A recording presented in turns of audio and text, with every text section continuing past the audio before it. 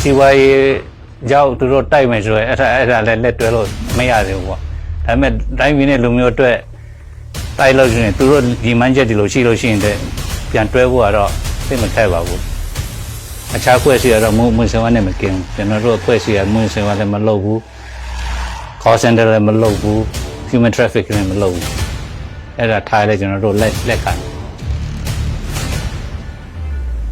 ထောက်ခံရမယ်ကရင်ပြည်ကိုထောက်ခံရမယ်ကရင်ကိုတိမတ်ပြုရမယ်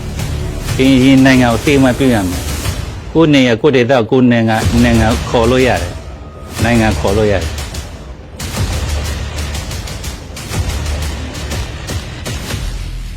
ကျွန်တော်တို့2000တဲ့ကော့တူလေတိုင်းပြည်ပေါ့နော်ကော့တူလေတိုင်းပြည်ကော့တူလေနိုင်ငံဆိုတာ independent ပဲ total independent ပဲဖြစ်တယ်အခုကျွန်တော်တို့ကျင်ညာခဲ့တဲ့တီးကြကော့တူလေနိုင်ငံ2000တာကရင်တမျိုးသားလို့အတွက်လည်းဖြစ်တယ်ပြီးတော့အခြားတိုင်းရင်းသားကျွန်တော်တို့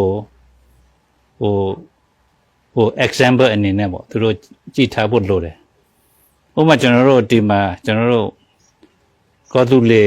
တီးကြလောက်လာတိုင်းပြည်ရလို့ရှိရင်သူတို့လည်းဒီလိုလောက်မှာပဲ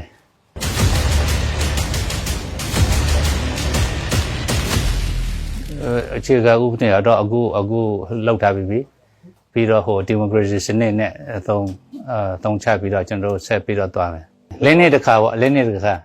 ခါရွေးကောက်ပွဲလုပ်မယ်သမတရွေးကောက်ပွဲပေါ့သမတနဲ့ဖွဲ့စည်းကောင်းတော့မနော်အဲ့ဒါ election ကတော့American လို့ပေါ့လင်းနေ့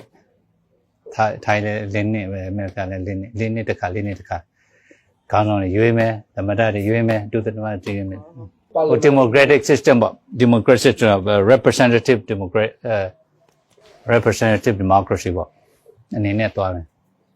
တချို့ကိုယ်စားလှယ်တွေကကြေးရွာ level မှာသူတို့တင်ပြမယ်သူတို့ကောင်းဆိုရွေးပြီးတော့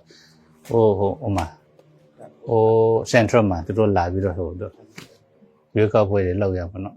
representative democracy အခု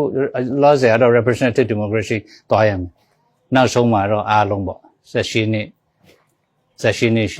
ပြည်လို့ရှိရင်တော့ရွေးကောက်ရပြီပေါ့နော်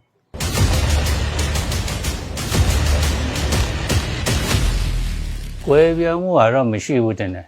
ကြည့်ရတော့လူတုတွေအားလုံးထောက်ခံတယ်ကျွန်တော်တို့ကောတူလေနိုင်ငံထူထောင်တဲ့အချိန်ဟာပြီးတဲ့နောက်ပိုင်းလဲကျွန်တော်တွေ့ရတာလူတုတွေတအားဝမ်းသာတယ်လူတုတွေထောက်ခံတယ် percentage ကြည့်လို့ရှိရင်တော့ 95% ကျွန်တော်တို့ထောက်ခံတယ်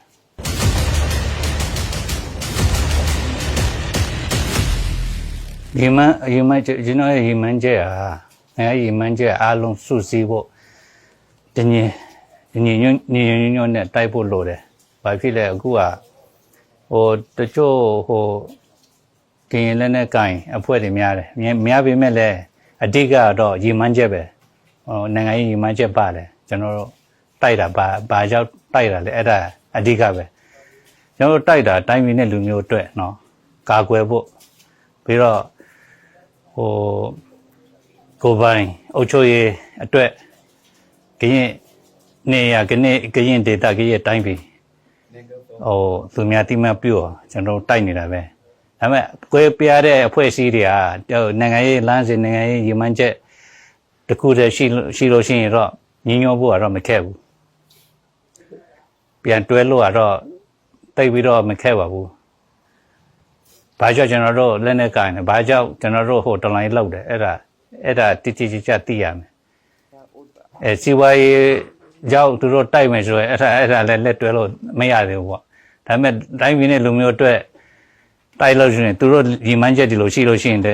ပြန်တွဲဖို့ကတော့သိမခက်ပါဘူး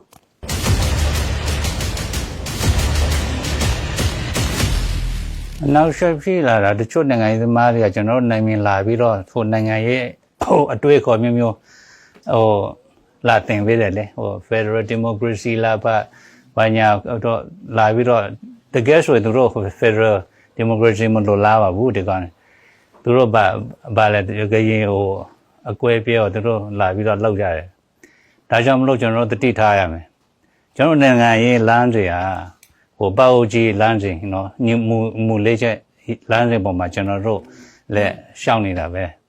ခကြီးရောက်ကျွန်တော်တို့ဒီအဓိကထားပြီးတော့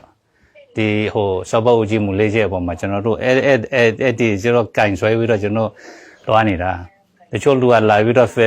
Federal လဲအကျိုးအကြောင်းသူတို့အတိတ်ပဲဘာမှအကောင်းမှမသိတဲ့လူလဲလာပြီးတော့အမျိုးမျိုးပြောကြတာပေါ့ဒါပေမဲ့ကျွန်တော်တို့လူလဲတခါလေနားရောင်တော့တယ်လဲရှိတယ်နော်ကျွန်တော်တို့လိုချင်တာ okay Federal အားလုံး Federal တည်ဆောက်မယ်ဆိုရင်တော့ဗမာ state လည်းရှိရမယ်ကရင် state လည်းရှိရမယ်ထိုင်း state လည်းရှိရမယ်အဲ့ဒါပူးပေါင်းပြီးတော့ constitution တစ်ခုအနေနဲ့သူများသဘောအားလုံးတူအောင်တို့ဘယ်လိုလုပ်မလဲအဲ့ဒါကောင်းမှပြန်ဆွေးနွေးရမယ်ဒါရှိမှတိုင်းပြည်တစ်ခုအုပ်ချုပ်တာ constitution လို့တယ်တိကျကျ constitution အားလုံးအတွက်လူမျိုးစုအားလုံးသဘောတူညီချက်ရှိမှတိုင်းပြည်ကိုအုပ်ချုပ်ရမယ်ဒါအခုဟိုမင်းလည်းခေါ်တဲ့ federation သူတို့အခုလောလောဆယ်သူတို့ခေါ်တဲ့ federation ကတူရောင်ပဲအဲ့ဒါ federation ကတူရောင်ပဲဘယ်ပဲ federation သူက2008 constitution ထုတ်ဟိုလောက်ထားတယ်လေအဲ့ဒါ2000 constitution အဲ့ဒါစစ်တပ်အတွက်ပဲစစ်တပ်အုပ်ချုပ်ရေးခိုင်မာအောင်သူတို့လုပ်နေတာအခုဟိုတိုင်းရင်းသားအတွက်လည်းဘာမှကြုံမရှိဘူးဗမာလူတို့အတွက်လည်းကြုံမရှိဘူးအခုကျွန်တော်တို့အားလုံးအလိမ်ခံနေရတာ because federal ကခေါ်ပြီးတော့တပီတော်စနစ်ပဲသူတို့လောက်တာပဲ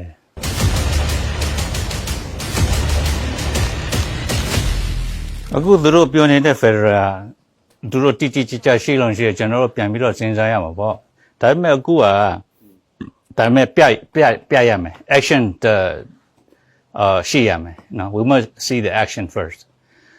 ဘာဖြစ်လဲအခုက federal NUG လဲ federal democracy လုပ်မယ်နော်မင်းအောင်လည်း federal democracy သူပြောတာလုပ်မယ်နော်ဒါပေမဲ့ဟို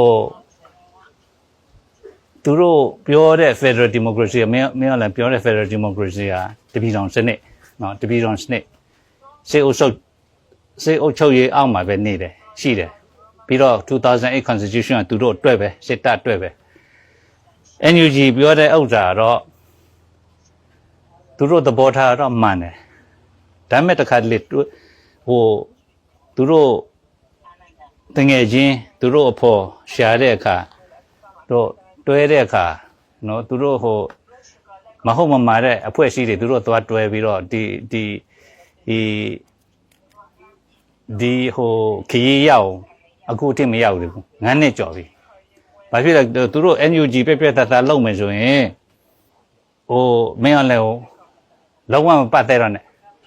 ပြတာလုံကပြားတယ် passport တွေအကုန်လုံးဟိုပြပလိုက်ပြီးတော့နိုင်ငံသစ်ထောင်မယ်ဆိုရင်ဟိုအစိုးရသစ်ထောင်မယ်ဆိုရင်သူတို့နဲ့လုံးဝပတ်သက်တော့နဲ့ကပြားသစ်ထုတ် passport ထုတ်တိုင်းရင်းသားတွေအားလုံးပြန်ပြီးတော့ပူပေါင်းတိုင်းရင်းသားကိုယ်စားလှယ်တွေဟို NUG ထဲမှာထက်ပြတာလုံးရမယ်မပြမသားတဲ့လုံးမယ်ဆိုရင်တော့လူတို့ပဲနာမယ်မင်းအောင်လည်းတိုက်ထုတ်လို့မရဘူးဟိုပြီးတော့စီဝါရေးတချို့စီဝါရေးလောက်စားတယ်ဒီအဖွဲ့အစည်းနာမည်ခံပြီးတော့အလူငွေတယ်လောက်တယ်ဒါပေမဲ့လူတို့တွေနာတယ်ဒါပေမဲ့အောင်မြင်မှုမရှိဘူးဘာဖြစ်လို့အောင်မြင်မှုမရှိလဲပြတာမလုပ်ဘူးပြမလုပ်ဘူးမလုပ်တဲ့အတွက်ကြောင့်အခုအထိကြာနေတာပေါ့